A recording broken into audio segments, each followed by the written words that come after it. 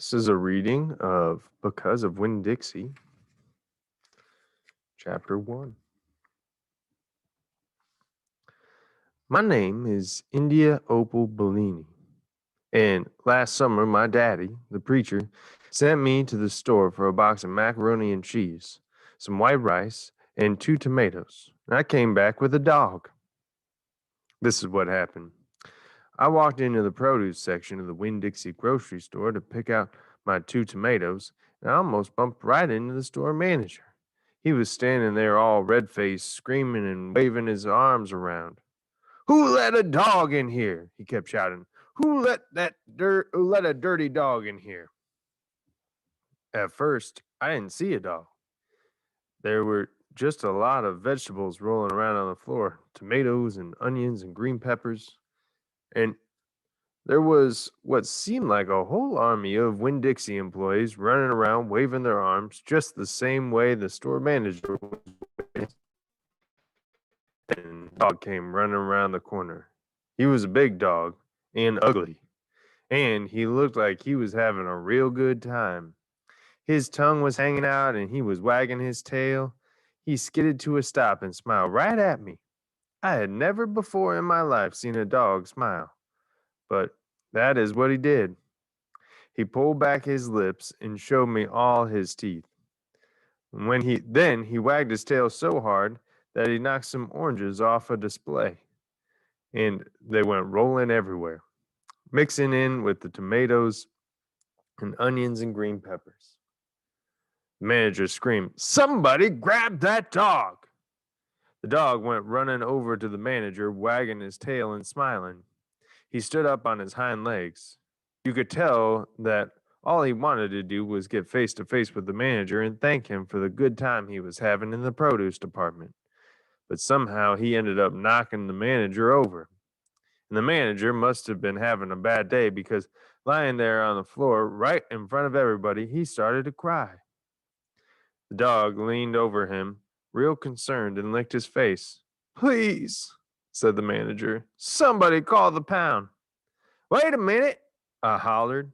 "That's my dog. Don't call the pound." All the Dixie employees turned around and looked at me and knew I had done something big and maybe stupid too. But I couldn't help it. I couldn't let that dog go to the pound. "Here, boy," I said. The dog stopped licking the manager's face and put his ears up in the air and looked at me like he was trying to remember where he knew me from. "Here, boy," I said again.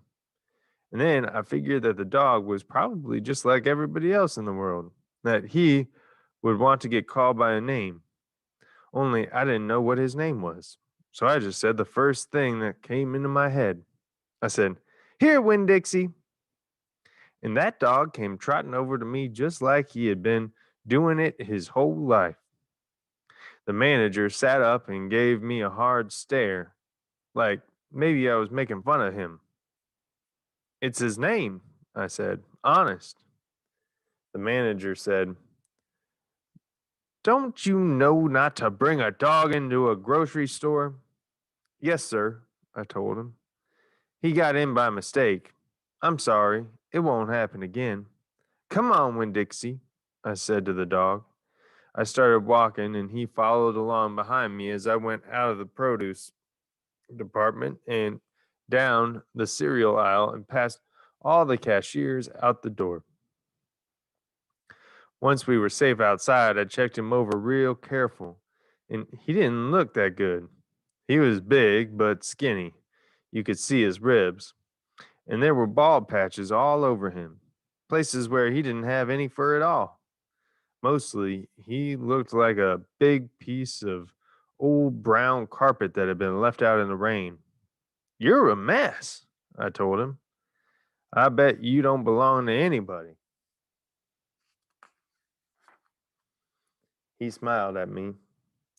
He did that thing again where he pulled back his lips and showed me his teeth. He smiled so big that it made him sneeze. It was like he was saying, "I know I'm a mess. Isn't it funny?" It's hard not to immediately fall in love with a dog who has a good sense of humor. "Come on," I told him. Let's see what the preacher has to say about you. And the two of us, me and Winn Dixie, started walking home.